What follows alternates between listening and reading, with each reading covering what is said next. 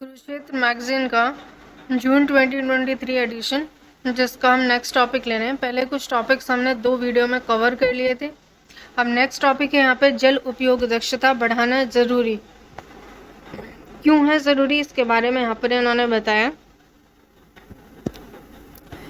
व्यक्ति, समूह, जन समिति, सरकारी कार्यान्वयन एजेंसी, संस्थागत तंत्र के निरंतर और ठोस प्रयासों से जल उपयोग दक्षता में वृद्धि से जलवायु परिवर्तन और उपलब्ध जल संसाधनों पर लगातार बढ़ती जनसंख्या से उत्पन्न चुनौतियों से प्रभावी ढंग से हमें निपटने में मदद मिलेगी।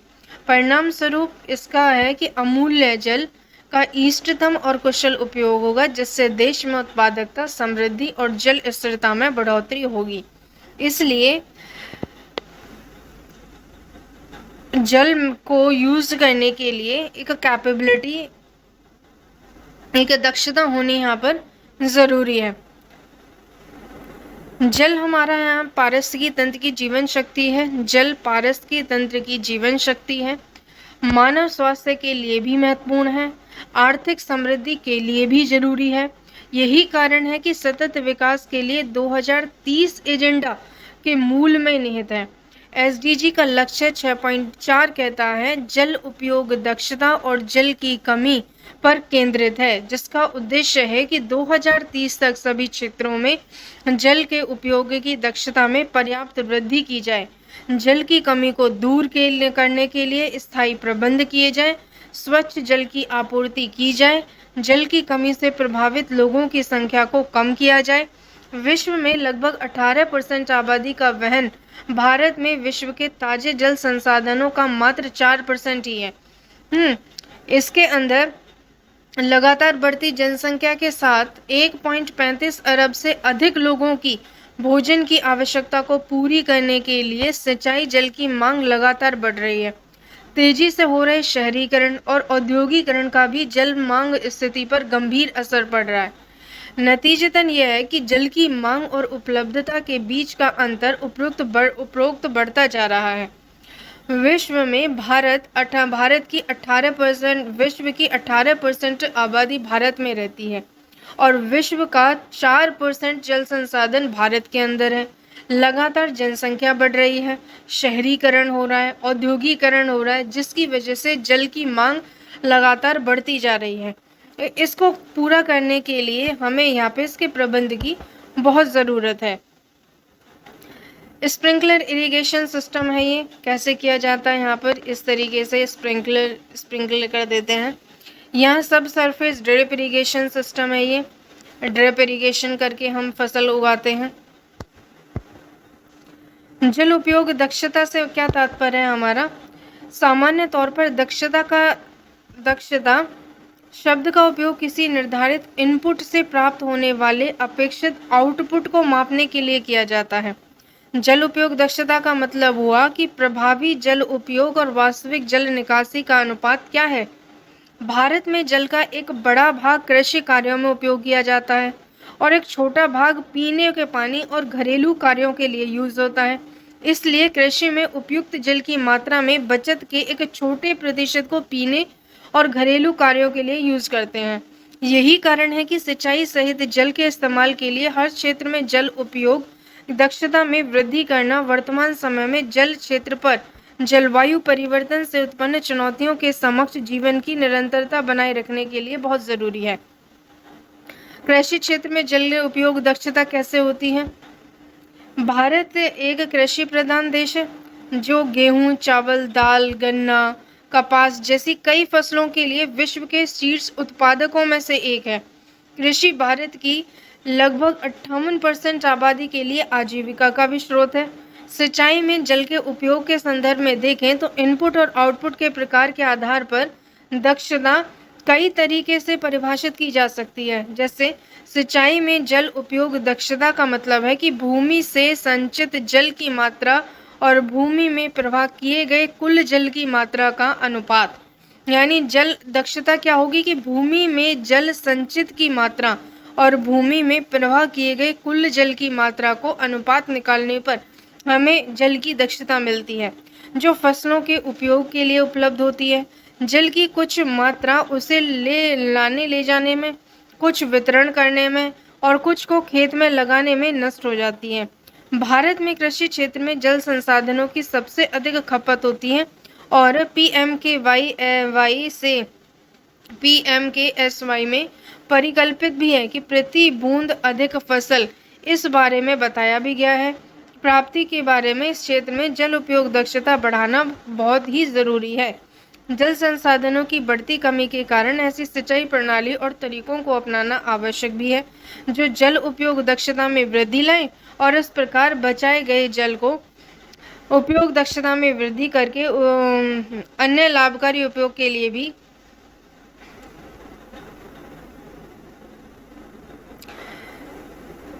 जल का यूज करें। सिंचाई क्षेत्र में जल उपयोग दक्षता को प्रभावित करने वाले कई कारण हो सकते हैं, जैसे कि रिसाव हो रहा है, मिट्टी की गहराई में बनावट है, उसकी वाष्पीकरण हो रहा है, वाष्पन उत्सर्जन है, सिंचाई संरचनाओं का डिजाइन है, उनका संचालन, रख रखाव और प्रबंधन कौशल इसमें शामिल होते हैं। कृषि क्षेत्र में जल उपयोग दक्षता में सुधार के तरीके हो सकते हैं कि जल यहाँ पे सूक्ष्म सिंचाई की जाए। पारंपरिक बाढ़ सिंचाई जिसकी जल उपयोग दक्षता 30 से 50% होती है, तुलना में सूक्ष्म सिंचाई जिसमें ड्रिप सिंचाई भी शामिल है, जल उपयोग दक्षता 80 से 95% है। साथ ही इससे अनेक लाभ भी मिल सकते हैं हमें, जैसे कि जल की बचत हो जाती है, यहाँ पर 30 से 60% जल बच जाता है, उपज में वृद्धि हो जाती है 40 से 75%, खरपतवार में कमी आ जाती है 20 से 50% की। फर्टिगेशन अपनाएं तो विभिन्न फलों और सब्जियों की फसलों से ज्ञात हुआ कि इस तकनीक से उर्वरकों में 25% की बचत होती है। ब्राकअप ने 24 फसल प्रणालियों के लिए भी ड्रिप सिंचाई फर्टिगेशन समय सारणी का मानकीकरण किया है। अब यहाँ पे पलवार है कि मिट्टी के ऊपर पॉलीथीन शीट या जैविक मिट्टी के ऊपर पॉलीथीन शीट लगाई जाती है या फिर जैविक पदार्थों को फैलाकर पलवार करने से पौधे की जड़ के भाग से वाष्पीकरण नियंत्रित हो जाता है, जिससे जल उपयोग दक्षता बढ़ाने में मदद मिलती है। कृषि में मल्च सामग्री के उपयोग से भी लगभग 10% जल की बचत होती है। सूखा सहिष्णु फसलें अगर हम देखें तो इसमें क्षेत्र विशेष की जलवायु के कार्य लिए उपयुक्त फसलें उगाना एक और तरीका है जिससे किसानों को प्रति बूंद अधिक फसल मिल रही है। भाकरब ने जल के विवेकपूर्ण उपयोग के लिए देश के विभिन्न कृषि जलवायु क्षेत्रों के अनुकूल कई सूखा सहिष्णु अल्प अवधि के अनेक फसल किस्मों को भी विकसित किया है। कम जल गहन फसलें कृषि में जल उपयोग दक्षता में सुधार के कुछ अन्य तरीके भी इन्होंने अपनाए हैं, जैसे जल परिवहन में होने वाली हानियों को जल मार्गों या चैनलों और नहरों की लाइनिंग द्वारा उससे भी बेहतर बंद पाइपलाइनों को उपयोग करके कम किया जा सकता है। अब जल शक्ति मंत्रालय का क्या कहना है? ये जानते हुए कि जल की हर बूंद अमूल्य है, भारत सरकार ने जल सुरक्षा को उच्च प्राथमिकता दी। जल के वैज्ञानिक प्रबंधन को भारत के आर्थिक विकास, पारिस्थितिकी तंत्र की स्थिरता के लिए भी बहुत इम्पोर्टेंट माना जाता है। सरकार जल संरक्षण और इसके कुशल प्रबंधन के बारे में काफ़ी सक्रिय है और जल प्रबंधन जुड़े अंतर विभागीय कार्यों को समय आयोजित करने के लिए भी मई 2019 में जल शक्ति मंत्रालय गठित किया गया था। जल शक्ति मंत्रालय का गठन मई 2019 में हुआ था। इसके अलावा मध्याह्न छिड़काव से बचकर अगर हम सिंचाई के दौरान सीधे वाष्पीकरण को कम कर दें तो यहाँ पर हमारे लिए आसान हो जाएगा, यहाँ पानी की बचत हो जाएगी। ऊपर से छिड़काव करने की बजाय कैनोपी के नीचे पत्तियों का अवरोधन कम करें। अति सिंचाई के कारण अपवाह और अंत रिसाव हानियों को कम करना है। मल्चिंग द्वारा कतारों के बीच की पट्टियों को सूखा रखकर खाली मिट्टी में वाष्पीकरण कम करना। खरपतवारों द्वारा होने वाले वाष्प उत्सर्जन को कम करें। कतारों के बीच की पट्टियों को सूखा रखें, जिससे कि जरूरत हो खरपतवार नियंत्रण के उपाय करें। फसल वृद्धि में बढ़ोतरी करें। क्षेत्र के सबसे उपयुक्त और विपणन योग्य फसलों का चयन करें। रोपण और कटाई के लिए इष्टतम समय भी चुनें। इष्टतम जुताई करें, यानी कि यहाँ पे अत्यधिक जुताई से यहाँ पर बचा जा सकता है। उपयुक्त कीट, परजीवी, रोग नियंत्रण का प्रयोग करना बहुत ज़रूरी है। जहाँ संभव हो वहाँ पर उर्वरक भी लगाना चाहिए, हरी खाद डालनी चाहिए, भली भांति पोषित करें उन्हें। दीर्घकालिक स्थिरता के लिए मृदा संरक्षण के तरीके अपनाए जा सकते हैं। जल स्तर की ऊंचाई और लवण संचय के शुरुआती संकेतों में की निगरानी करके उपयुक्त जल निकासी द्वारा निरंतर होने वाले लवणीकरण से भी बचा जा सकता है। मौसम की स्थिति और फसल के विकास की अवस्था को ध्यान में रखते हुए जल की कमी को रोकने के लिए आवश्यक उच्च आवृत्ति और सटीक मात्रा में सिंचाई करें। कृषि क्षेत्र में जल दक्षता बढ़ाने के लिए भारत सरकार की क्या पहल है, इसके बारे में है। भारत सरकार ने विभिन्न मंत्रालयों और विभागों के द्वारा कृषि क्षेत्र में जल उपयोग दक्षता बढ़ाने के लिए कई कदम उठाए, जिसमें से पहला है उनका कि इन्होंने प्रधानमंत्री कृषि सिंचाई योजना की शुरुआत करी।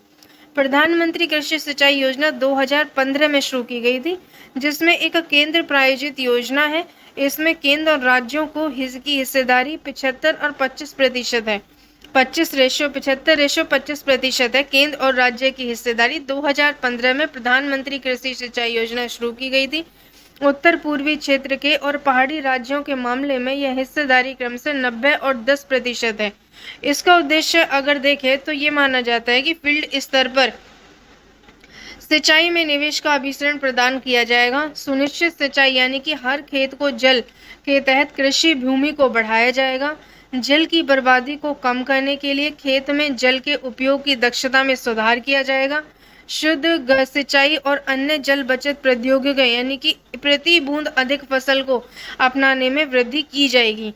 यह है प्रधानमंत्री कृषि सिंचाई योजना के तहत क्या क्या काम है। दूसरी इन्होंने योजना बनाई त्वरित सिंचाई लाभ कार्यक्रम। त्वरित सिंचाई लाभ कार्यक्रम ये भी भारत सरकार ने शुरू किया था 1996 और 97 के दौरान। एक परियोजना है जो यहाँ पे दी गई त्वरित सिंचाई लाभ कार्यक्रम के लिए शुरुआत की गई थी। इसकी उन्नत चरण में थी, जिसके परिणाम स्वरूप अंततः जल की बचत और दक्षता में सुधार हुआ था। वर्ष 2015 और 16 के दौरान AIBP के प्रधानमंत्री कृषि सिंचाई योजना में विलय कर दिया गया। फिर PMKSY हर खेत को जल और प्रति बूंद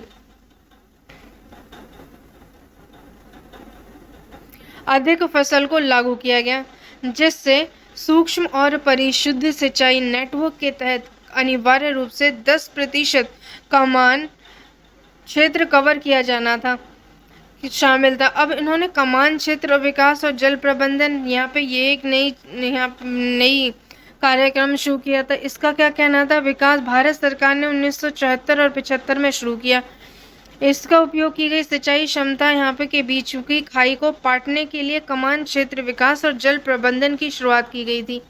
यानी कि जब जो फसल के बीच में खाई रह जाती है उसे पाटने के लिए कमान क्षेत्र विकास की योजना शुरू की गई थी। इस कार्यक्रम के तहत क्या था कि कार्यों में ऑन फॉर्म विकास जैसे OFD कार्यों को पूरा करना, समतल करना, जल निकासी, वारबंदी और भागीदारी सिंचाई प्रबंधन आदि इसमें यहाँ पे शामिल थे। इसका रिजल्ट यह आया कि यहाँ पर 2015-16 के दौरान PMKSY के लॉन्च के साथ ही CADWM को PMKSY के हर खेत को जल के घटक के तहत भी शामिल कर दिया गया था। हर खेत को पानी योजना बनाई गई। हर खेत को पानी योजना शुरू हुई थी यहाँ पर जुलाई 2015 में।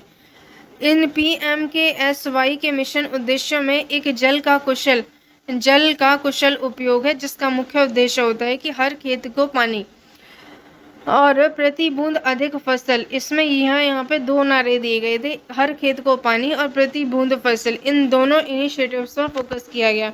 उसके बाद में प्रति बूंद अधिक फसल घटक कृषि सहकारिता किसान कल्याण मंत्रालय के अधीन हुआ। नया मिशन भारत ने शुरू किया था राष्ट्रीय जल मिशन। राष्ट्रीय जल मिशन में 30 जून 2008 को ये भारत के माननीय प्रधानमंत्री द्वारा जलवायु परिवर्तन पर राष्ट्रीय कार्यक्रम योजना के तहत राष्ट्रीय जल मिशन को शुरू किया गया था। राष्ट्रीय जल मिशन के तहत 5 लक्ष्यों को यहाँ पे दिया गया। जल के उपयोग की दक्षता में कम से कम 20% का सुधार करना इसमें था।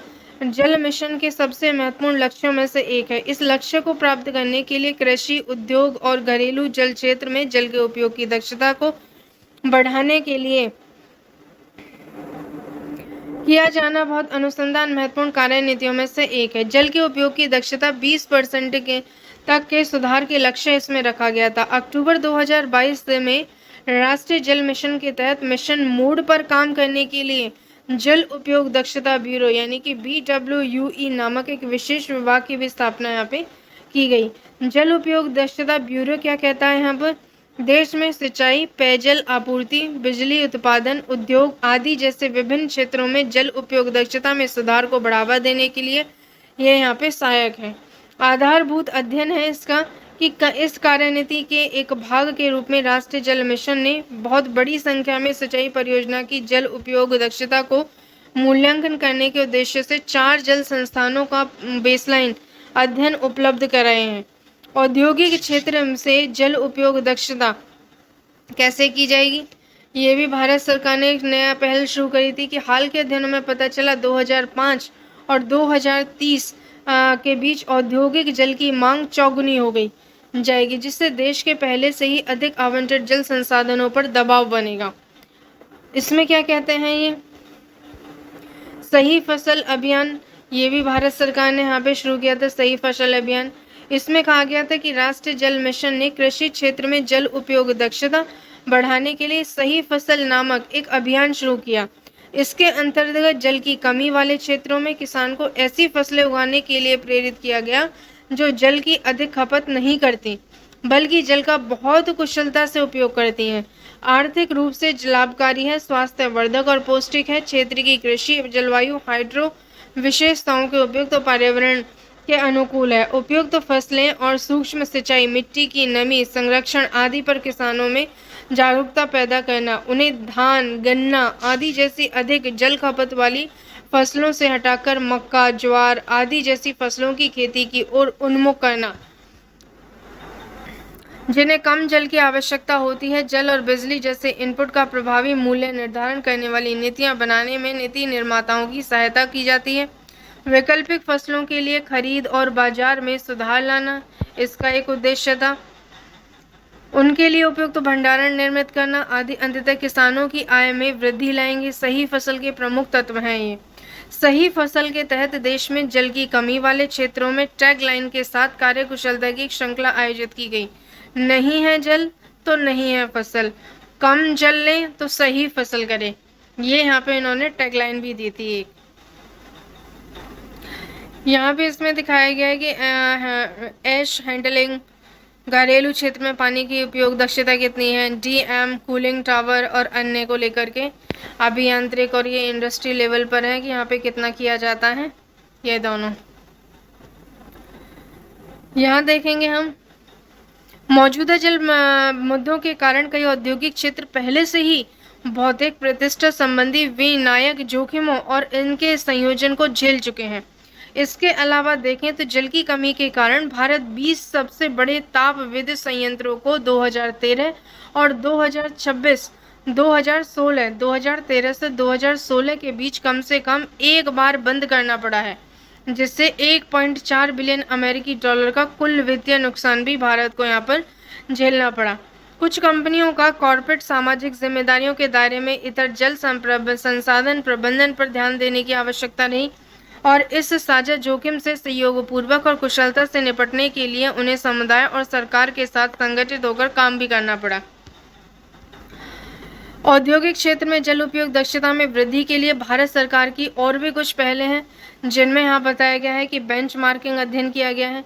बेंचमार्किंग अध्ययन कहता है कि जल गहन जैसे ताप विद्युत संयंत्र, कपड़ा, कागज, इस्पात उद्योग जल उपयोग दक्षता बढ़ाने के लिए राष्ट्रीय जल मिशन ने टेरी कहते हैं the energy and resources institute को भारत में औद्योगिक जल उपयोग दक्षता बढ़ाने के लिए नीति सहायता के लिए बेंचमार्किंग औद्योगिक जल उपयोग अध्ययन का कार्य सौंपा। यह अध्ययन चरण 1 में 2 औद्योगिक क्षेत्रों जैसे कि ताप विद्युत संयंत्र और कपड़ा उद्योग पर ध्यान केंद्रित करेगा। चरण 2 में क्या कहा गया है कि कागज और इस्पात उद्योग में स्कोपिंग एक्सरसाइज, प्रारंभिक बेसलाइन मूल्यांकन और व्यापक जल लेखा परीक्षा पर जोर दिया गया। टेरी ने विभिन्न उद्योगों में जल का खपत को कम करने के लिए कुछ अवसर और हस्तक्षेपों के सुझाव भी दिए हैं। अब यहाँ पे एक और पहल है भारत सरकार की तरफ से। घरेलू क्षेत्र में जल उपयोग दक्षता में वृद्धि के लिए भारत सरकार क्या कहती है? एक नई पहल इन्होंने बनाई कि जल कुशल नलसाजी उत्पाद। राष्ट्रीय जल मिशन ने भारतीय मानक ब्यूरो BIS को जल कुशल नलसाजी उत्पादों के लिए मानक जारी करने के लिए कदम उठाए हैं। यह मानक जल कुशलता के अनुरूप नलसाजी के उपयोग किए जाने वाले विभिन्न फिक्सचर और सैनिटरी वेयर से संबंधित दिशा निर्देश भी देते हैं। कुछ अगर देखा जाए तो नलसाजी में उपयोग किए जाने वाले कुछ फिक्सचर भारतीय मानकों को एक श्रृंखला तैयार की गई जो फिक्सचर के मूल्यांकन और स्टार रेटिंग की आवश्यकता को कवर करती है। आवास और शहरी मामलों के मंत्रालय का एक अमृत मिशन भी शुरू किया गया। अमृत मिशन में भारत सरकार ने आवास और शहरी मामलों के मंत्रालय अपनी राष्ट्रीय मिशन जैसे कायाकल्प और शहरी परिवर्तन के लिए अटल मिशन के अमृत यानी अमृत के माध्यम से शहरी क्षेत्रों में जल के स्थायी प्रबंधन की दिशा में कई कदम उठाए। स्मार्ट तकनीकों का उपयोग करके जल आपूर्ति के केंद्रीकृत नियंत्रण और निगरानी के माध्यम से शहरों की जल उपयोग दक्षता में भी सुधार किया। कुछ शहरों ने अमृत परियोजना के तहत पर्यवेक्षी नियंत्रण और डाटा अधिग्रहण प्रणाली को अपनाया, जिससे शहर के बुनियादी ढांचे को बेहतर प्रबंधन किया गया। 230 जल आपूर्ति परियोजनाओं को स्काडा प्रणाली से क्रियान्वित किया जा रहा है। जल आपूर्ति प्रणाली में स्काडा प्रणाली हमारे शहर में गैर राजस्व जल को कम करने में मदद भी कर रही है। कंक्लूजन ये निकलता है इन सब बातों का कि कोई भी व्यक्ति है, समूह है या कुछ सरकारी कार्यान्वयन हैं, कुछ एजेंसियां हैं, संस्थागत तंत्र हैं, ये सब जल की दक्षता बढ़ाने के लिए, जल उपयोग दक्षता में वृद्धि करने के लिए, जलवायु परिवर्तन और उपलब्ध जल संसाधनों पर लगातार बढ़ती जनसंख्या से हो रही चुनौतियों को प्रभावी ढंग से निपटने में मदद कर रहे हैं। परिणाम स्वरूप अमूल्य जल का इष्टतम और कुशल उपयोग होगा, जिससे देश में उत्पादकता, समृद्धि और जल स्थिरता में बढ़ोतरी हो रही है। नेक्स्ट टॉपिक है यहाँ पर ये 2023 जल संबंधी वैश्विक प्रतिबद्धताओं का वर्ष। जल संबंधी वैश्विक प्रतिबद्धताओं का वर्ष विश्व के स्तर पर यहाँ पे जल के रिलेटेड ये बता। प्रधानमंत्री की विजन इंडिया एट 2047 2047 तक की जो योजना बनी है उसमें वाटर विजन बनाने की भारत की घोषणा के साथ वर्ष 2023 की शुरुआत भी हुई। भारत सरकार ने जल संबंधी जिन लक्ष्यों और विजन को हासिल करने की बात कही है, उन्हें इस वर्ष कई अंतर्राष्ट्रीय और राष्ट्रीय मंचों पर समर्थन भी मिला है। उनमें से कुछ इस लेख में चर्चा भी की गई हैं, जिनका उद्देश्य है न्याय संगत, सतत और जलवायु लचीला विकास सहित जलवायु संकट को सहने में सक्षम विकास और सतही जल और भूजल संसाधनों का प्रबंधन सुनिश्चित करना है। वर्ष 2023 जल संबंधी लक्ष्यों के लिए एक राष्ट्रीय और अंतर्राष्ट्रीय स्तर पर एक महत्वपूर्ण वर्ष रहा है। 2017 में देखें तो संयुक्त राष्ट्र और ने 2018 और 28 को सतत विकास के लिए जल संबंधी गतिविधियों के लिए अंतर्राष्ट्रीय दशक के रूप में अपनाने का संकल्प लिया था। इन 2018 से 2028 10 सालों के समूह को अंतर्राष्ट्रीय दशक के रूप में अपनाने का संकल्प भी इन्होंने लिया था। 2023 तक जल संबंधी गतिविधियों और सतत विकास लक्ष्यों के लिए दशक का मध्य वर्ष है। SDG का लक्ष्य जो 6 हमें दिखता है, सभी के लिए जल और स्वच्छता की उपलब्धता और उसके सतत प्रबंधन पर केंद्रित है।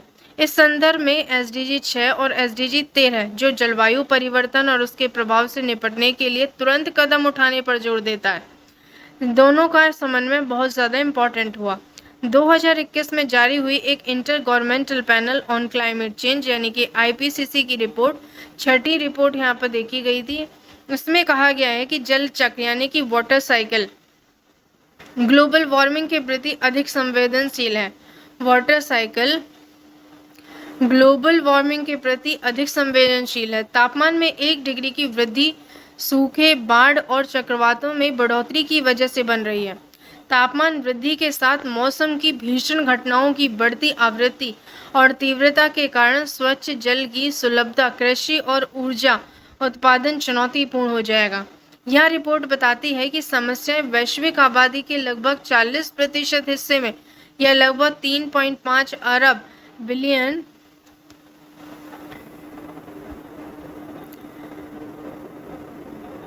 लोगों को प्रभावित करती है और यह संख्या आने वाले दशक में बहुत अधिक बढ़ने का अनुमान भी लगाया जा रहा है।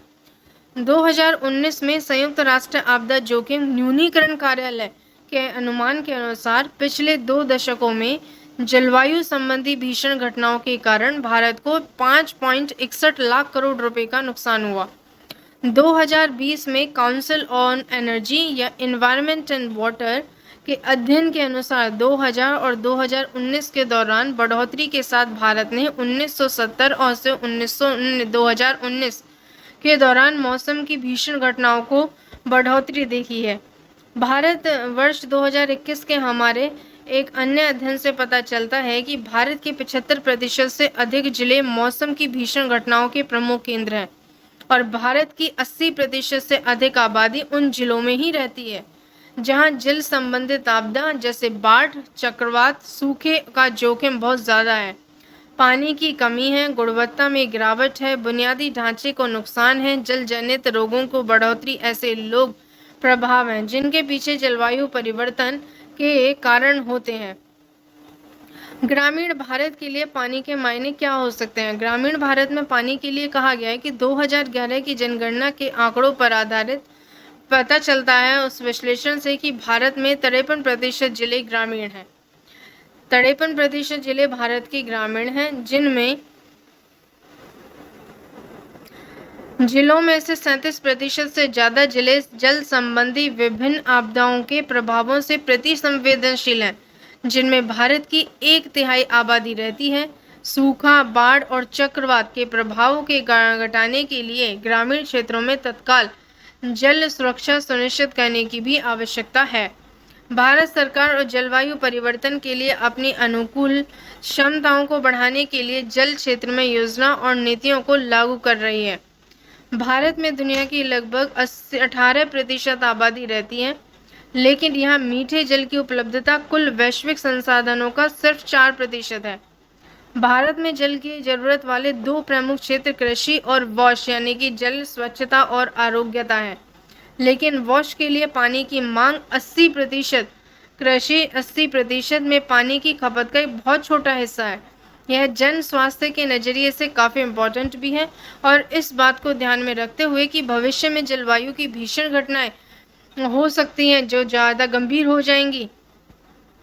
यहाँ पर इन जोखिमों को सहने की क्षमता के निर्माण के लिए वॉश संबंधी बुनियादी ढांचे और सेवाओं की क्लाइमेट प्रूफिंग करना महत्वपूर्ण हो जाता है। जलवायु परिवर्तनशीलता और स्थिरता में जल संबंधी ढांचे पर परिवर्तन के प्रतिकूल प्रभावों ने क्षेत्रीय स्तर पर जल की मांग को पूरा करने के लिए भूजल पर निर्भरता बढ़ा दी। सेंट्रल ग्राउंड वाटर बोर्ड ने 2022 के एक विश्लेषण के अनुसार देश में विभिन्न आकलन इकाइयां ने लगभग 30% कम गंभीर कर दिया। गंभीर और बहुत ज़्यादा दोहन की शिकार बनी। इसका मतलब यह है कि इन इकाइयों में जितना जल दोहन हो सकता है, सालाना उसके 70% से ज़्यादा भूजल दोहन हो रहा है। और देखते हुए भारत में 80% अधिक ग्रामीण जल आपूर्ति योजनाएं भूजल आधारित स्रोतों पर आधारित हैं। ऐसे क्षेत्रों में भूजल उपयोग का नियमन न होना यह भविष्य के लिए चिंता का विषय भी बन जाता है। प्रधानमंत्री की विजन इंडिया एट 2047 योजना के तहत वाटर विजन बनाने की भारत की घोषणा के साथ वर्ष 2023 की शुरुआत हुई।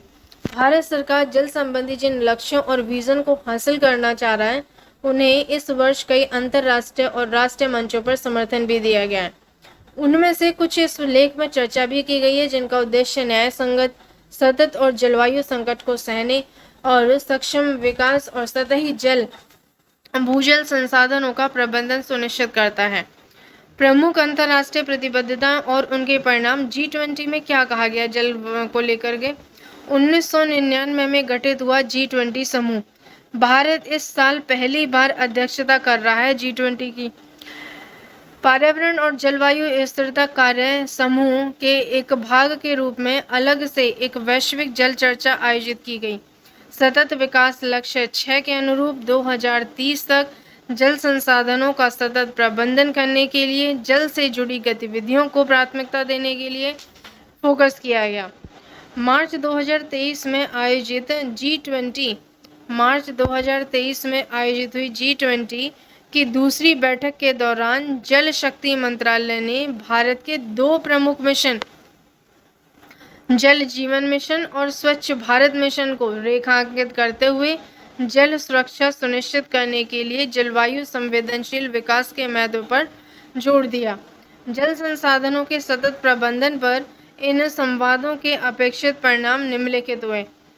बातों पर प्रधान ध्यान केंद्रित करते हुए, लेकिन यही सीमा नहीं है कि सुरक्षित रहें रूप से प्रबंधित पेयजल और स्वच्छता सेवाओं तक पुनर्भरण और इसके कुशल उपयोग से स्थानीय हितधारकों की भूमिका का रखरखाव करना, पानी के बुनियादी ढांचे और सेवाओं के जलवायु संकट से सुरक्षित बनाना, क्लाइमेट प्रूफिंग और आपदा का जोखिम घटना है। संयुक्त राष्ट्र जल सम्मेलन भी किया गया यहाँ पे मार्च 2023 में। संयुक्त राष्ट्र जल सम्मेलन मार्च 2023 में चालू हुआ। ये मार्च 2023 में यूएन वाटर कॉन्फ्रेंस 2023 मुख्यालय इसका न्यूयॉर्क में है, ताजिकिस्तान में है और नीदरलैंड में है। मेजबानी यहाँ पे नीदरलैंड ने सह मेजबानी में आयोजित किया था। आयोजन का एक मुख्य परिसर जल संबंधी गतिविधियों के दशक और 2030 एजेंडा के दूसरे हिस्से में वैश्विक जल और स्वास्थ्य में पूरे देशों का लक्ष्यों को पाने के लिए दिशा में प्रगति को तेज करने के लिए वैश्विक और गैर बाध्यकारी प्रतिबद्धताओं से जुड़ा दस्तावेज है। जल सुरक्षा संपन्न विश्व की दिशा में परिवर्तन के उद्देश्य से विभिन्न सरकार और संयुक्त राष्ट्र प्रणाली, अन्य अंतर सरकारी संगठन, अंतर्राज्य संगठन, क्षेत्रीय वित्तीय संस्थान, गैर सरकारी संस्थान और सरकार, वैज्ञानिक, निजी क्षेत्र, परोपकारी संगठनों द्वारा लगभग 700 प्रतिबद्धताएं की गई हैं। कार्य योजना के तहत भारत ने 2024 तक सभी ग्रामीण भारतीय परिवारों तक सुरक्षित और पर्याप्त पेयजल उपलब्ध कराने के लिए $50 बिलियन बजट आवंटित किया है। $50 मिलियन, जो कि 2030 में काफी पहले का समय है। पेयजल के अलावा इस सम्मेलन में जलवायु और जल से जुड़ा गतिविधियों के बीच महत्वपूर्ण संबंधों का भी स्वीकार किया गया है। महत्वपूर्ण संबंधों को यहाँ पे स्वीकार भी किया गया है। अगर देखें तो संयुक्त राष्ट्र महासभा के जो वर्तमान अध्यक्ष हैं श्री सिसाबा कोरोसी ने वाटर एक्शन एजेंडा को पूरा करने के लिए पूरे विश्व को प्रेरित करने वाले कई परिवर्तनकारी कदमों को उठाया। इनमें से कई कदम जलवायु परिवर्तन को रोकने और जल और जलवायु संबंधी गतिविधियों को आपस में जोड़ने की बात करते हैं। उनमें से कुछ गेम चेंजर्स भी हैं। कदम 2030 तक राष्ट्रीय और वैश्विक स्तर पर एकीकृत जल और जलवायु नीति का निर्माण और लोगों का जीवन व संपत्ति को सुरक्षित रखने में मदद करते हैं। जब कॉन्फ्रेंस ऑफ पार्टीज हुई तो कॉन्फ्रेंस ऑफ पार्टीज के UN framework convention on climate change द्वारा आयोजित होने वाले एक वार्षिक बैठक में, जहां विभिन्न देश वैश्विक जलवायु परिवर्तन के मुद्दों पर चर्चा और उनका समाधान करने के लिए एक साथ आते हैं। कॉप की बैठक के दौरान जल क्षेत्र के आसपास चर्चा तेजी से महत्वपूर्ण हो गई। इसमें SDG 6 के लक्ष्य को प्राप्त करने के लिए विशेष ध्यान दिया गया।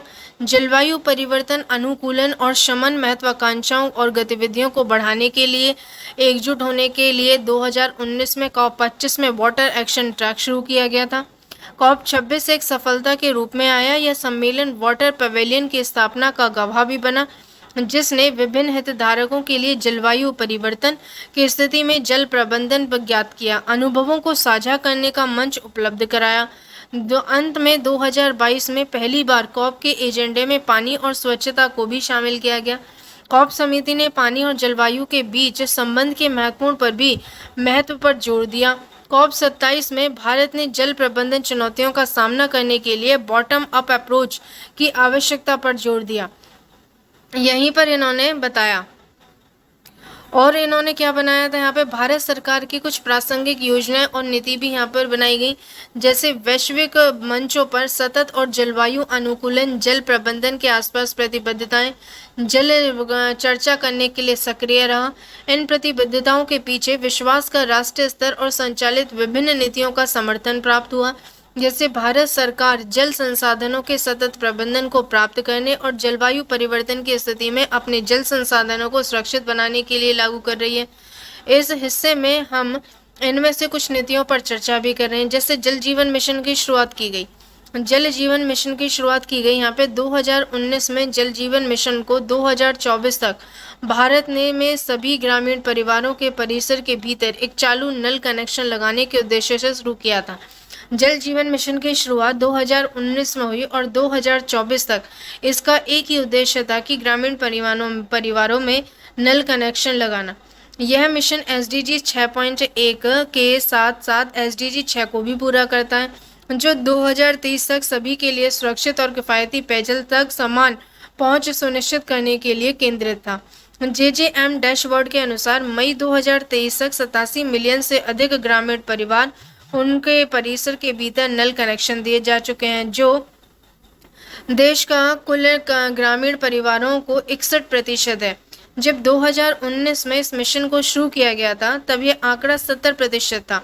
JJM में ग्रामीण क्षेत्रों में प्लम्बिंग, जल गुणवत्ता परीक्षण, सामुदायिक संगठन और जल आपूर्ति, अपशिष्ट जल उपचार संचालन जैसे कार्यों के लिए विभिन्न प्रकार के रोजगार सृजित करने की भी क्षमता यहाँ पे दिखाई गई। स्वच्छ भारत मिशन चालू किया गया यहाँ पे ग्रामीण। इसमें भारत सरकार की फ्लैगशिप योजना स्वच्छ भारत मिशन ग्रामीण का पहला चरण सफलतापूर्वक लागू किया गया। इसके तहत भारत के सभी गांवों ने 2019 में स्वयं को खुले में शौच मुक्त घोषित कर दिया। अब इस मिशन को 5 वर्षों का दूसरा चरण दिया गया 2020 से 2025। इसके तहत ODF की स्थिति को बनाए रखने और भारत के सभी गांवों ने ठोस और तरल कचरे का सुरक्षित प्रबंधन सुनिश्चित करने के उद्देश्य के साथ ODF से ODF प्लस की तरफ आगे बढ़ने की तरफ कदम रखा है। देश तेजी से ODF प्लस की ओर बढ़ रहा है और मई 2023 तक देश के लगभग 3 लाख गाँव 6 लाख से अधिक स्वयं को ODF प्लस घोषित कर चुके हैं। 2023 में CEEW के अध्ययन के अनुसार पता चलता है कि JJM से 120.86 मिलियन अमेरिकी डॉलर की बचत हुई है। बचत का आकलन दूर के जल स्रोतों से पानी लाने में महिलाओं की ओर से खर्च किए गए कार्य दिवसों के कारण प्रति वर्ष होने वाले आय के नुकसान पर आधारित थे। इसके अलावा स्वच्छ पेयजल तक पहुंच सुनिश्चित करके भारत जल जनित रोगों के उपचार पर आने वाले चिकित्सा खर्च में प्रति वर्ष अनुमानित 1.34 बिलियन अमेरिकी डॉलर की बचत कर सकता है। ये भी वहां पर बताया गया। कीमत जल की मुफ्त नहीं है, जल से बचाने की कोशिश है जटिल। जल शक्ति मंत्रालय के अनुसार इसी के परिणाम स्वरूप भारत ने वैश्विक स्तर पर खुले में शौच की समस्या को 50% से ज़्यादा तक कम करने में योगदान दिया। इसने देश को SDG 6.2 प्राप्त करने की दिशा में आगे बढ़ाया, जिसका उद्देश्य महिलाओं और लड़कियों को अन्य कमजोर समूहों पर विशेष ध्यान देते हुए 2030 तक सभी का पर्याप्त और समान रूप से स्वच्छता को सुलभ बनाना है। खुले में शौच को समाप्त करना। JJM की तरह स्वच्छ भारत मिशन ग्रामीण ने ग्रामीण भारत में रोजगार सृजन के साथ साथ शौचालयों की सुलभता के कारण जन स्वास्थ्य और सुधार के चलते पर्याप्त घरेलू बचत को भी बढ़ाया है। अटल भूजल योजना क्या कहती है? अप्रैल 2020 में अटल भूजल योजना 5 साल की अवधि के लिए चालू की गई थी। इसमें 7 राज्यों के उन 229 खंडों में लागू किया जा रहा है जहां जल की कमी बनी हुई है। इस योजना का उद्देश्य भी है कि भूजल संसाधनों के प्रबंधन में सुधार लाना, जो देश में ऐसे ब्लॉकों को लगभग 37% है। सामुदायिक भागीदारी को प्रोत्साहन देना, जल संरक्षण के प्रति लोगों के व्यवहार में बदलाव को बढ़ावा देना इस योजना के प्रमुख स्तंभ है। इस प्रकार से इस योजना के सामुदायिक भागीदारी के माध्यम से देश को जल संसाधनों के नियोजन और जलवायु संबंधी गतिविधियों के लिए आवश्यक आंकड़े उपलब्ध करने की क्षमता भी है। ज़्यादा आवृत्ति और बेहतर विस्तार के साथ आंकड़े उपलब्ध कराते हुए आंकड़ों के एक प्रमुख अंतर को भर सकते हैं। ग्राम पंचायत स्तर पर समुदाय को ग्राम पंचायत का जल बजट बनाना है और वार्षिक रूप से उसे संशोधित करना होता है। जिसमें वे सतही और भूजल संसाधनों का आकलन करते हैं और योजना के अनुरूप वर्तमान और भविष्य की ज़रूरतों को भी चिह्नित करते हैं। जल बजट में चिन्हित देश जल की मांग को पूरा करने के लिए समुदायों को जल सुरक्षा योजनाएं भी बनानी होती हैं, जिनमें अगले 5 वर्षों में आवश्यक हस्तक्षेप के लिए निवेश के स्रोतों को चिन्हित करते हैं। इसी तरह समुदाय के भूजल स्तर और वर्षा को मापन भी करना होता है। इन योजनाओं को बनाना और भूजल की जानकारी उपलब्ध कराना राज्यों को योजना के लिए मिलने वाले वित्त को जारी करने में आवश्यक है।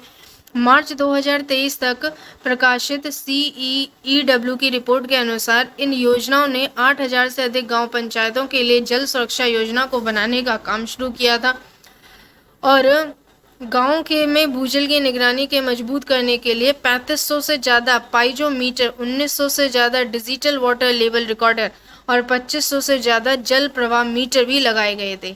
इनसे मिलने वाले 8000 से ज़्यादा ग्राम पंचायतों को आंकड़ों को सार्वजनिक तौर पर उपलब्ध कराया गया। एक अन्य महत्वपूर्ण योजना national aquifer mapping and management programme है। इस योजना के तहत देश के 80% के लिए भूजल जल भ्रत यानी कि ग्राउंड वाटर एक्वीफर्स की मैपिंग की गई और उसके प्रबंधन की योजनाएं बनाई गई हैं। 2023 में CEEW के विश्लेषण के अनुसार 18 और 19 में भारतीय अर्थव्यवस्था में ग्रॉस वैल्यू एडेड सर्कल का लगभग 9% हिस्सा कृषि और सिंचाई के लिए भूजल के उपयोग में लाया गया।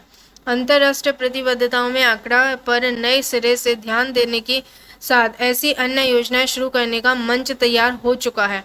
ग्रामीण अर्थव्यवस्था, कृषि और वॉश सेवाओं के साथ योजनाएं बनाने और जलवायु परिवर्तन से जुड़े संकट जोखिम कम करने के लिए आंकड़ों का लाभ उठाने के लिए वे तैयार है। भविष्य में क्या रास्ता इन्होंने दिखाया जो योजनाएं शुरू की गई हैं। भारत में तो पहले से ही राष्ट्रीय मिशन और जल संबंधित पहलकदमियों के माध्यम से SDG 6 को पूरा किया जा रहा था। अंतर्राष्ट्रीय प्रतिबद्धताओं के अनुरूप भी भारत के लिए भविष्य का रास्ता और मौजूद कार्यक्रम और प्रतिबद्धताओं के साथ तालमेल करना और लगभग उनका लाभ उठाना होना चाहिए। अंतर्राष्ट्रीय सहयोग के माध्यम से ज्ञान का हस्तांतरण कैसे हुआ। कॉन्फ्रेंस ऑफ पार्टीज हुई, संयुक्त राष्ट्र शिखर सम्मेलन और G20 जैसे विभिन्न अंतर्राष्ट्रीय मंचों में भाग लेने के कारण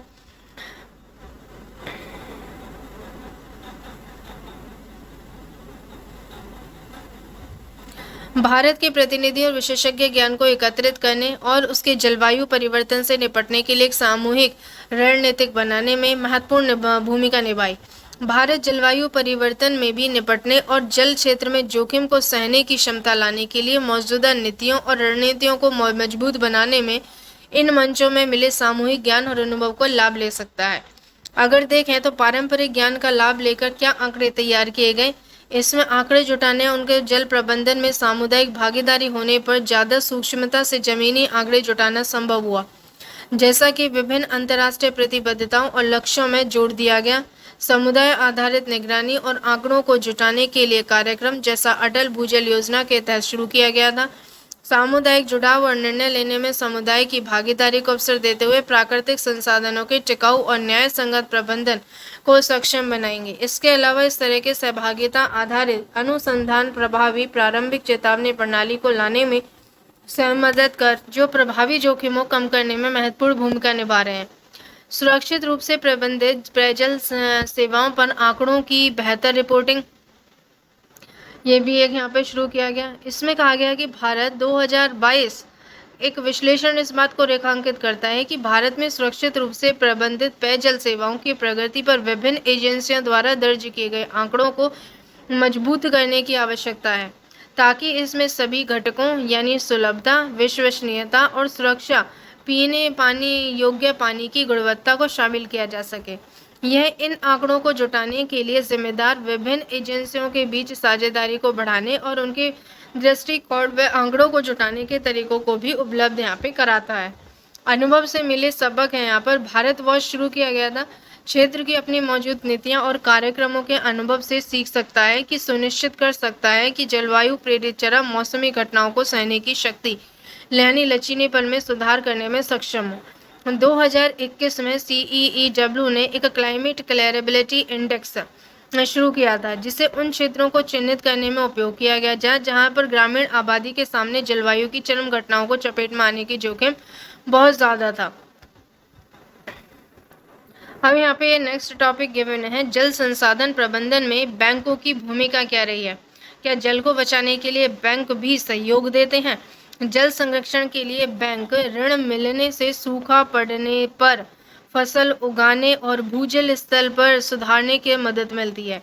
अतः बैंक सर्वेक्षण व शोध करके इसे बिजनेस मॉडल तैयार करेंगे। छोटे और सीमांत किसानों को जल संसाधनों खासकर सोलर पंप सेटों के लिए अधिक से अधिक ऋण दे सकते हैं और प्रयास जारी हैं, किंतु अभी बैंकों की ओर से पुरजोर कोशिश की जरूरत है।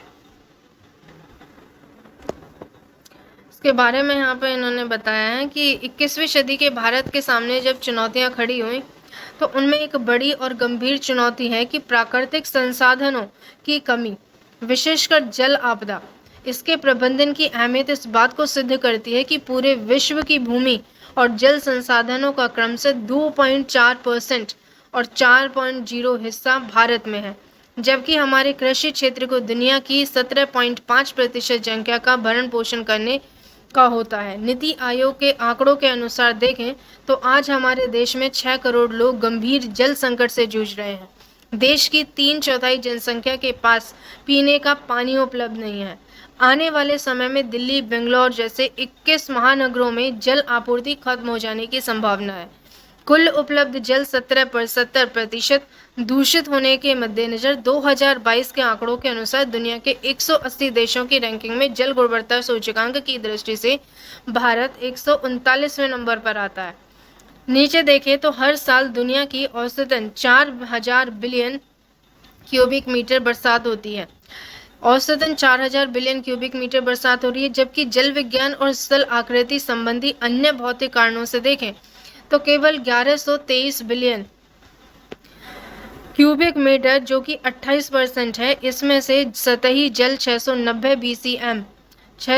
BCM और भूजल केवल 433 BCM है, जबकि हमारी अर्थव्यवस्था के सभी क्षेत्रों में कुल मिलाकर 702 BCM की खपत होती है, जिसका 78% हिस्सा अकेला खेती में खप जाता है। लगातार बढ़ती जनसंख्या, तेजी से बढ़ रहे शहरीकरण और नदियों में बढ़ते प्रदूषण, जलीय चट्टानी परतों के बह जाने से कारण तालाब और झील जैसे परंपरागत जल स्रोत सूखते जा रहे हैं।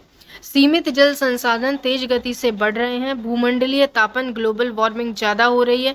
जलवायु परिवर्तनों के कारण सिंचाई के लिए पानी न मिलने पर संकट बहुत ही उत्पन्न हो रहे हैं। आखिर मनुष्य सहित पृथ्वी पर रहने वाले सभी जीव जंतु, वनस्पतियों को जीवन इस जल पर ही निर्भर तो है। सच पूछे तो प्रकृति में प्राप्त इस निःशुल्क उपहार का कोई विकल्प भी नहीं है। हमारे देश में जल की कमी उतनी बड़ी समस्या नहीं जितनी जल संसाधनों के प्रबंधन की है।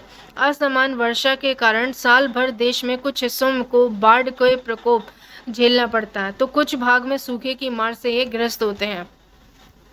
जल संकट क्यों उभर के आया है? जल संकट, जनसंख्या वृद्धि हो रही है, वर्षा का अनिश्चित होना और प्रति व्यक्ति जल खपत में वृद्धि का होना, भूजल स्तर में निरंतरता गिरावट को दर्शाता है। भूजल का जरूरत से ज़्यादा दोहन या फिर लोगों में जागरूकता का अभाव है। जल बचाने के प्रति लापरवाही और पानी के खारेपन की समस्या ज़्यादा दिखती है। जलवायु परिवर्तन भी है, सभी का हाथ इस संकट को लाने में और इसे बढ़ाने में। भारत विश्व के कुल मीठे जल की लगभग 3.5% मात्रा मौजूद है, जिसका 89% हिस्सा कृषि क्षेत्र में इस्तेमाल किया जाता है। सिंचाई में पानी की बर्बादी गंभीर समस्या बनती जा रही है। जनमानस में धारणा है कि अधिक पानी अधिक उपज, जो बेबुनियाद है। फसलों के उत्पादन में सिंचाई का योगदान 15 से 16% होता है, लेकिन फसल के लिए भरपूर पानी का मतलब है कि मिट्टी में पर्याप्त नमी का होना। परंतु वर्षों से ढर्रे पर चली आ रही कृषि पद्धतियों में सिंचाई का अंधाधुंध इस्तेमाल करके धरती के नीचे की बूंद बूंद खींच ली जाती है। लिहाजा कृषि के जरिए जल संकट बढ़ गया है। आज भारत सहित दुनिया के अनेक देश जल संकट का सामना कर रहे हैं, लेकिन जल संरक्षण की ओर उनका पर्याप्त ध्यान फिर भी नहीं है। वक्त आ गया है कि हम इस समस्या की गंभीरता को गहराई से ध्यान दें और जल प्रबंधन की ओर शुरुआत कृषि क्षेत्र से करें। कृषि क्षेत्र में बूंद बूंद सिंचाई यानी कि ड्रिप टेक्निक, बौछार फव्वारा टेक्निक, खेतों के समतलीकरण आदि के माध्यम से सिंचाई और जल की बर्बादी को रोका जा सकता है। फसलों को जीवन रक्षक या पूरक सिंचाई देकर उपज को दुगना भी किया जा सकता है। जल उपयोग क्षमता बढ़ाने और पौधों के लिए संतुलित पोषक है। जल उपयोग तत्वों को प्रबंधन करने की जरूरत भी है। जल की सतत आपूर्ति के लिए देखा जाए तो भूमिगत जल का पुनर्भरण यानी कि रिचार्ज किया जाना जरूरी है। किसानों को समझाया जाए कि पानी बरस कर भूमि पर गिरे, उसे वहीं यथासंभव रोका जाए। ढाल के विपरीत जुताई तथा खेतों में मैड़बंदी की पानी रुकता है। खेतों के किनारे फलदार वृक्ष लगाना, छोटे बड़े सभी कृषि क्षेत्रों पर क्षेत्रफल के हिसाब से तालाब बनाना भी जरूरी है। गांव स्तर पर देखें तो बड़े तालाबों का निर्माण न केवल गांव वासियों के उपयोग के लिए बल्कि जल उपलब्ध कराता है, ये भूजल स्तर को भी बढ़ाता है। रासायनिक खेती की बजाय जैविक खेती पद्धति अपना पर कृषि और जल की बर्बादी को रोकी जा सकती है। जल संरक्षण और प्रबंध संवर्धन आज की सर्वोच्च प्राथमिकताओं में से एक है, जिसमें सरकार, बैंक और गैर सरकारी संगठन, स्वयंसेवी संस्था और जनता सभी का सहयोग अपेक्षित है। सरकार के प्रयासों की स्थिति में देखा जाए तो मई 2019 में केंद्र सरकार ने संबंधित दोनों मंत्रालयों को मिलाकर जल शक्ति मंत्रालय गठित किया था, जिसने 2019 में देश के 256 अति दोहित जिलों में जल संरक्षण अभियान शुरू किया और 2023 में आते आते देश के 740 जिले तक फैल चुका था। इसमें 5 प्रमुख मुद्दों पर बल भी दिया गया, जैसे वर्षा का जल संरक्षित करके रखा जाना, परंपरागत जल स्रोतों का पुनरुद्धार किया जाना, जल का पुनर्भरण किया जाना, सघन वृक्षारोपण हो, वाटरशेड का विकास हो। केंद्र सरकार जल संरक्षण प्रदूषण नियंत्रण के दोहरे उद्देश्य लेकर 2014 से नमामि गंगे कार्यक्रम भी चला रही है। जून 2018 में नीति आयोग ने जल संसाधनों के कुशल प्रबंधन पर निगरानी रखने और उसमें सुधार लाने के लिए उद्देश्य से समग्र जल प्रबंधन सूचकांक विकसित किया, ताकि सूचकांक की टाइमलाइन से जल संकट का सामना किया जा सके। जल संरक्षण की जरूरत को देखते हुए भारत सरकार ने 15 अगस्त 2024 तक पूरे देश में 50,000 अमृत सरोवर बनाने का फैसला भी किया। इतना ही नहीं कि आज़ादी के अमृत काल में देश के हर जिले में 75 मौजूद तालाबों के पुनरुद्धार का निर्णय भी लिया गया था। बैंकों की इसमें भूमिका बड़ी अहम रही कि विश्व बैंक की वित्तीय सहायता से गुजरात, हरियाणा, कर्नाटक, मध्य प्रदेश, महाराष्ट्र, राजस्थान, उत्तर प्रदेश, जहां देश में कुल पानी की कमी का 25% हिस्सा है, उसमें दिसंबर 2019 में भारत सरकार द्वारा अटल भूजल योजना शुरू की गई, जिसके तहत आम जन की भागीदारी से जल संसाधन प्रबंधन के उपाय किए जाएंगे, जैसे जल प्रबंधन करने वाली संस्थाओं को मजबूत बनाना था, वर्षा जल संरक्षण के ढांचे तैयार करना, पुनर्भरण ढांचे बनाना, जल प्रयोक्ता संघ बनाना, भूजल के अतिदोहन के खतरों के प्रति आगाह करना। 2005 के बाद एशियाई विकास बैंक भी उत्तरी कर्नाटक, उत्तराखंड और जम्मू कश्मीर, राजस्थान को पेयजल और साफ सफाई के लिए वित्तीय सहायता दे रहा था। देश को शीर्ष कृषि और ग्रामीण विकास बैंक यानी कि नाबार्ड, वाटरशेड विकास कार्यक्रम और प्राकृतिक जल संसाधन प्रबंधन जैसे कार्यक्रम सहभागिता पूर्वक तरीकों से चलाकर घटते भूजल का समस्या से निपटाने के लिए प्रयासरत है। क्योंकि जल की समस्या आम जन को जागरूक बनाकर उनकी मदद से ही दूर की जा रही है। नाबार्ड ने जल दिवस 22 मार्च 2017 को विभिन्न बैंक और सरकारी विभागों के साथ मिलकर central research institute for dry land agriculture की अति संवेदनशीलता मूल्यांकन रिपोर्ट के आधार पर देश के 21 राज्यों में 1 लाख गाँव की पहचान करके 8,000 दल जलदूतों और 200 प्रशिक्षक की मदद से जागृति अभियान चलाया। सिंचाई की आधुनिक तरीके जैसे कि सूक्ष्म सिंचाई, परंपरागत जल स्रोतों के कुशल प्रबंधन, किफ़ायती खेती प्रथाएं अपनाई। इनमें कुछ ग्रामवासियों की भागीदारी भी रही थी, जिन्होंने बल दिया। जल संसाधनों का आकलन यहाँ किया गया, जल संवाद किए गए, वॉकेथॉन किए गए, प्रचार प्रसार सामग्री का वितरण हुआ। पहलकदमियों के बाद कार्य योजना बनाकर सभी बैंकों, विभागों को आग्रह किया गया। जल प्रबंधन संरक्षण को अपनी विकास योजनाओं को नियमित करने का हिस्सा बनाया गया। इसके बाद भी नाबार्ड देश के 50 जिलों, भारत सरकार द्वारा चुने गए 40 आकांक्षी जिलों के सहित 250 गांवों में वाटरशेड अप्रोच के माध्यम से एकीकृत और जल प्रबंधन कार्यक्रम भी चला रहे हैं। 2016-17 में देखा जाए तो भारत सरकार ने 20 करोड़ रुपए की समूह राशि में नाबार्ड से दीर्घ अवधि सिंचाई निधि स्थापित करके प्रधानमंत्री किसान सिंचाई योजना के तहत अधूरी पड़ी 99 परियोजनाओं का कार्यान्वयन का जिम्मा नाबार्ड को सौंपा था, जिसका उद्देश्य था कि 76 लाख हेक्टेयर भूमि में सिंचाई सुविधा मुहैया कराना। 2018 और 19 में देखा जाए तो 5,000 करोड़ रुपए के आवंटन से नाबार्ड में सूक्ष्म सिंचाई निधि स्थापित की गई, उन 2021 और 22 के बजट में राशि बढ़ाकर के दुगनी यानी 10,000 करोड़ रुपए कर दी गई थी। इससे पहले भी यहाँ पे है कि जल संसाधन प्रबंधन राज्य सरकारों के अधिकार के दायरे में आता है, तो जाहिर है कि बैंकों को यह काम सरकार के साथ तालमेल बिठाकर करना होता है। दोनों के संगठनात्मक ढांचे, प्रक्रिया, कार्यविधि में बुनियादी अंतर होने के कारण बैंकों के लिए कार्यान्वयन टेढ़ी खीर हो जाता है।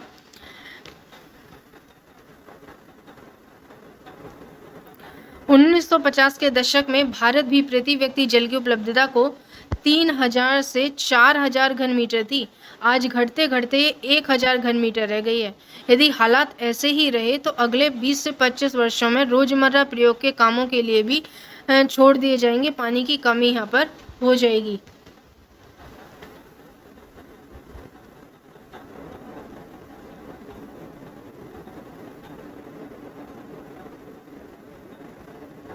आज भारत के सरकारी बैंक जो पहले ही एनपीए की समस्या से जूझ रहे हैं, जल संकट से निपटने में अपनी भूमिका को नज़रअंदाज कर सकते हैं। जल आयोग की रिपोर्ट के अनुसार देखें तो पानी का जो संकट है बैंक की बैलेंस शीट के लिए बड़ी परेशानी खड़ी कर सकता है, क्योंकि इनकी काफ़ी पैसा ऐसे क्षेत्रों में लगा हुआ है जहाँ जल संसाधन खतरे में है। कुछ रिपोर्ट्स बताती हैं कि पानी की समस्या बैंकों के कर्जों को डुबाकर न केवल उनके लाभ को खत्म कर सकती हैं, बल्कि इनके अस्तित्व पर भी एक प्रश्न चिन्ह लगा सकती हैं। जल जोखिम की वजह से बिजली और कृषि क्षेत्र की संपत्तियां बेकार पड़ रही हैं।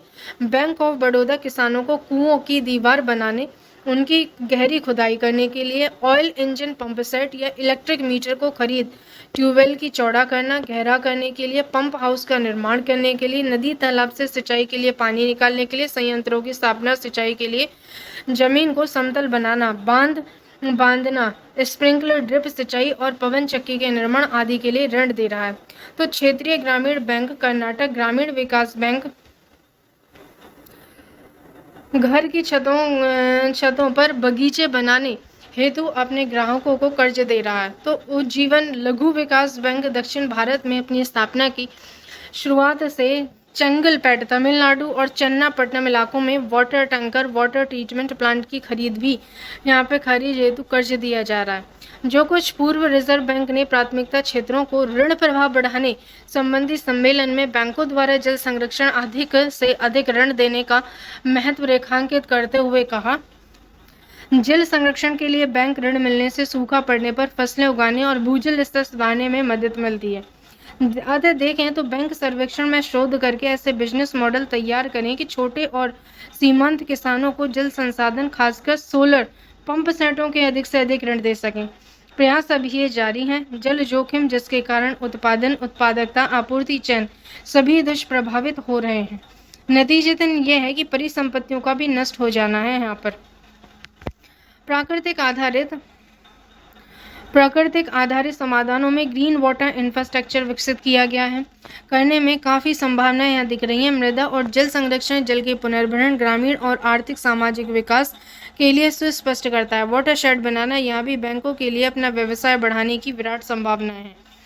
आइए नज़र डालते हैं जल संसाधन प्रबंधन के लिए ऋण देने संबंधी चुनौतियों पर जिनका सामना भारतीय बैंक कर रहे हैं।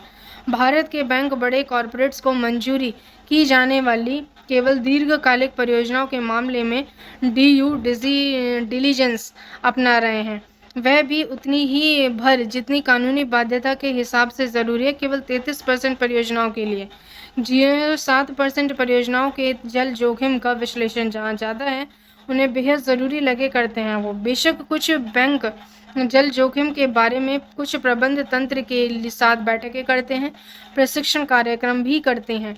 चुनौतियों के साथ बैंकों के लिए एक व्यवसाय किए गए अवसर भी हैं। यहाँ पे आज भारत में केवल जल और मल जल उपयुक्त संयंत्रों के लिए वित्त पोषण की गुंजाइश $4 बिलियन की हो चुकी है, जिसके हर साल 10 से 12% बढ़ने की संभावना हो जाती है। क्या यह क्षेत्र भारतीय बैंकों के घटते लाभ, मार्जिन और बढ़ती स्पर्धा के मद्देनजर उन्हें व्यवसाय के एक नए अवसर नहीं देता? अगली बात है कि भारत जैसे देश जहां आज भी कुल 50% खेती योग्य जमीन सिंचाई के लिए वर्षा पर निर्भर है, में बैंक सूक्ष्म सिंचाई तकनीकों के लिए ऋण देकर जल प्रबंधन की दिशा में महत्वपूर्ण भूमिका या योगदान दे सकते हैं। सच यह है कि बेशक माइक्रो इरिगेशन फसलों की उत्पादकता बढ़ाने के लिए काफ़ी फायदेमंद है, किंतु ये प्लांट लगाने की लागत काफ़ी अधिक हो जाती है। बाढ़ और सूखा जल संबंधी व्यवसायों का बड़ा नुकसान करते हैं। जल की गुणवत्ता बढ़ाने, मछलियों और अन्य जीवों को आश्रय प्रदान करने के लिए, कई अर्ध भूमि तैयार करने के लिए वे बैंक ऋण दे सकते हैं। साफ सफाई के प्रयोजनों के लिए भी कर्ज देने की गुंजाइश काफ़ी अधिक होती है। देखा जाए तो जल संसाधन के लिए बैंक साध्य परियोजनाएं बहुत कम बनी हैं और इस काम में बैंकों, कॉरपोरेट, सरकार, एनजीओ सबको मिलकर गंभीरता से कदम उठाने की ज़रूरत है, ताकि सौर ऊर्जा, पवन ऊर्जा, बाढ़ संरक्षण, साफ सफाई परियोजनाओं आदि के लिए बैंक ज़्यादा से ज़्यादा कर्ज देने के लिए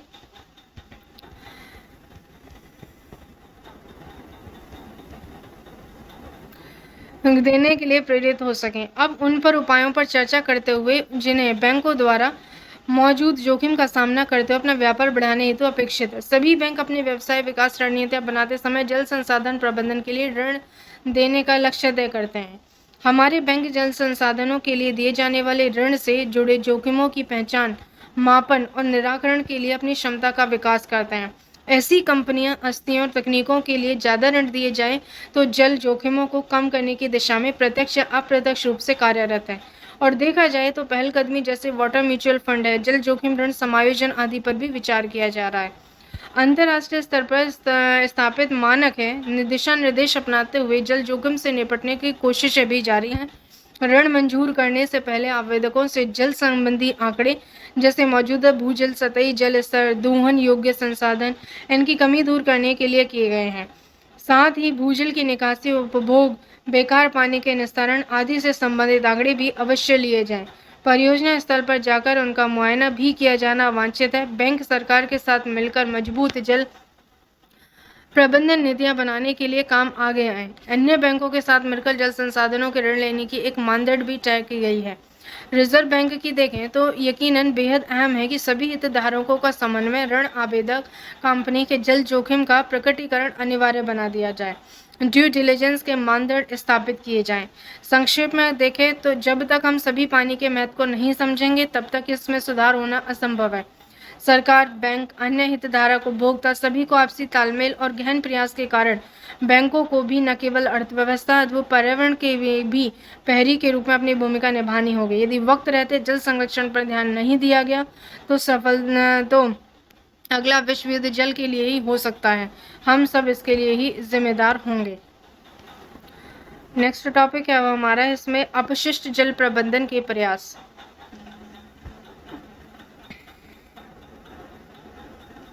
संयुक्त राष्ट्र अपशिष्ट जल मूल्यांकन कार्यक्रम की रिपोर्ट में कहा गया है कि उच्च आय वाले देश उत्पन्न होने वाले अपशिष्ट जल का उपभाग 70% उपचार करते हैं। उच्च भाग आय वाले देशों में अनुपात घटाकर 38%, निम्न मध्यम आने वाले देशों के 28% और निम्न आय वाले देशों में 8% ये रह जाता है। इसके अलावा अगर हम देखें तो अपशिष्ट जो यहाँ पे है, अपशिष्ट जल प्रबंधन जल आपूर्ति और उर्वरक प्राप्त कर एक बड़ा वैकल्पिक स्रोत है। अपशिष्ट जल प्रबंधन जल आपूर्ति के एक बड़े वैकल्पिक स्रोत के तौर पर देखा जाता है। उपचार के स्तर पर भी और सीधे उपभोग के लिए प्राप्त किया जा सकता है। अगर देखें तो सीवेज कचरे में नाइट्रेट और इसमें नाइट्रेट और फास्फोरस की रिकवरी में अत्यधिक तकनीकी विकास हुआ। अपशिष्ट जल उपचार के उप उत्पाद रूप में उच्च गुणवत्ता वाली खाद प्राप्त की जा सकती है। मूत्र में 88% नाइट्रेट और 66% फास्फोरस होता है, जो पौधों के विकास के लिए बहुत ज़्यादा आवश्यक है। इसके अतिरिक्त देखा जाए तो आंशिक रूप से उपचारित पानी रासायनिक संदूषणों के कम जोखिम से बनाए जाते हैं। पोषक तत्व इसलिए यह स्वास्थ्य फसल उत्पादन के लिए आवश्यक खाद और उर्वरक को कम करके एक खाद्य सुरक्षा सुनिश्चित कर कृषि क्षेत्र को अधिक लाभान्वित कर सकता है। आंशिक रूप से उपचारित पानी का उपयोग और कारखानों में बेहतर उपयोग होता है। सीवेज में प्राप्त कार्बनिक यौगिक बायोगैस के प्रचुर स्रोत होते हैं, जिसका उपयोग बिजली उत्पन्न करने के लिए भी किया जा सकता है। और यहाँ पर है कि अपशिष्ट जल प्रबंधन के प्रयास और कुछ योजनाएं हैं, कैसे भारत ने इसमें कदम उठाए। राष्ट्रीय जल नीति 2012 को देखें तो पानी के पुनर्चक्रण और पुनः उपयोग की अनिवार्यता अनिवार्य बनाया गया है और अपशिष्ट जल के पुनः उपयोग से पहले निर्दिष्ट मानकों के उपचार की सिफारिश भी की गई है।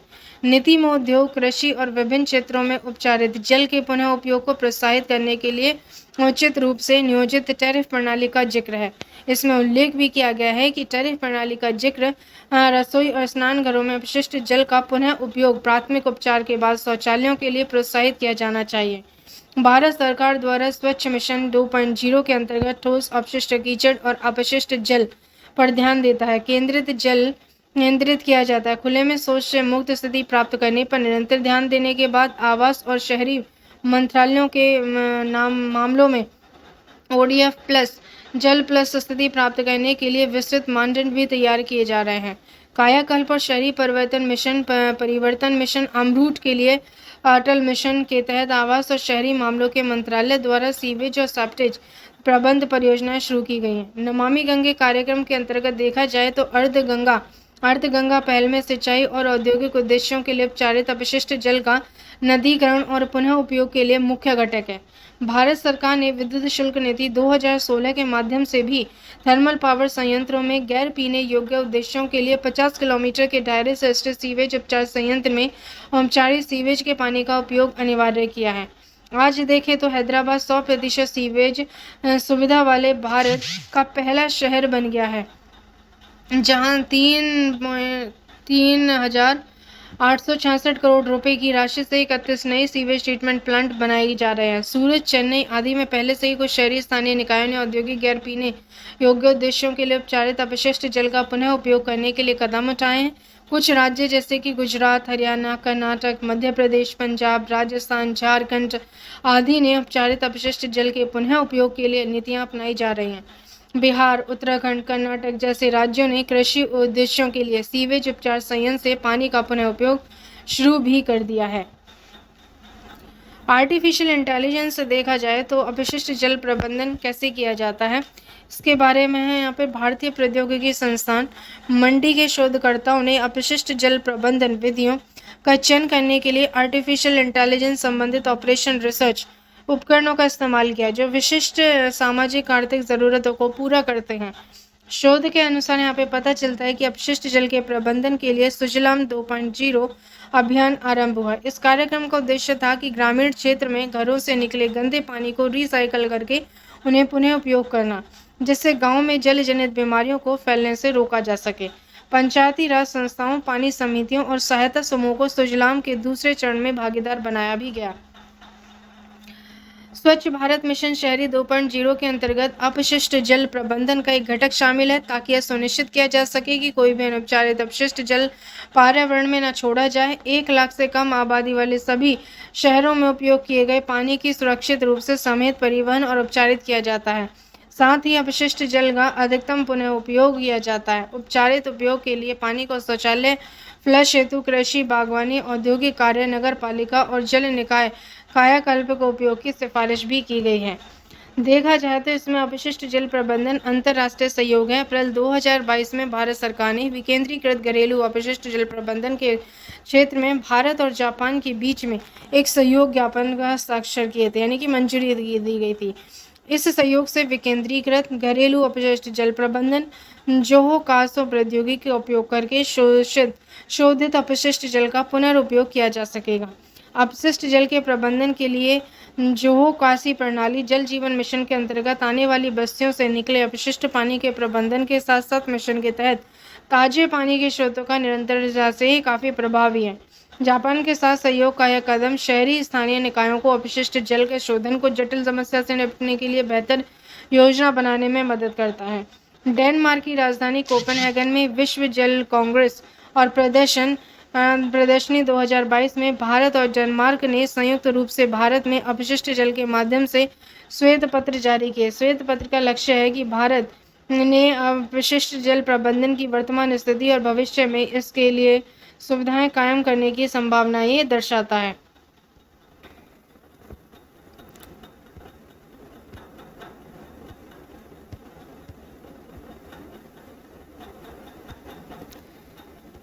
और भी यहाँ पे कुछ योजनाएं हैं कि अपशिष्ट जल प्रबंधन पर नई प्रौद्योगिकी का विकास कैसे हुआ। माइक्रोबियल फ्यूल सेल बनाई गई है। माइक्रोबियल फ्यूल सेल, ये यूपीएससी में बहुत पूछा जाता है प्रीलिम्स पेपर में। भारतीय प्रौद्योगिकी संस्थान गुवाहाटी के शोधकर्ताओं ने माइक्रोबियल फ्यूल सेल नामक एक जैव विद्युत रासायनिक उपकरण बनाया जो अपशिष्ट जल का शोधन करके हरित ऊर्जा उत्पन्न कर सकता है। माइक्रोबियल फ्यूल सेल ने अपशिष्ट जल जैसे कार्बनिक पदार्थ का उपयोग इसे पर्यावरण के अनुकूल उपकरण बनाता है। यह एक जैव विद्युत रासायनिक रिएक्टर प्रणाली है जो आवासीय रोगाणुओं द्वारा उत्प्रेरित कार्बनिक सबस्ट्रेट के जैव रासायनिक ऑक्सीकरण से मुक्त इलेक्ट्रॉनों का उपयोग करती है। परिवर्तित उन्नत ऑक्सीकरण प्रक्रिया एओपी समाधान भारतीय प्रौद्योगिकी संस्थान कानपुर के साथ मालवीय राष्ट्रीय प्रौद्योगिकी संस्थान जयपुर और एमबीएम कॉलेज जोधपुर के शोधकर्ताओं ने एक परिवर्तित उन्नत ऑक्सीकरण प्रक्रिया के समाधान विकसित किया है। इस पूरी तरह से उन्नत उपचार प्रक्रिया के प्राथमिक शमन के चरण के बाद रेत निष्पंदन चरण और एक उन्नत ऑक्सीकरण प्रक्रिया के बाद में कार्बन निष्पंदन चरण शामिल है। ये सब यहाँ पे किया गया है। उत्तर दिल्ली स्थित सीवेज उपचार दिखाया है यहाँ पर एक जो संयंत्र है जो एक दिन में 31.8 करोड़ लीटर सीवेज का उपचार कर सकता है। यहाँ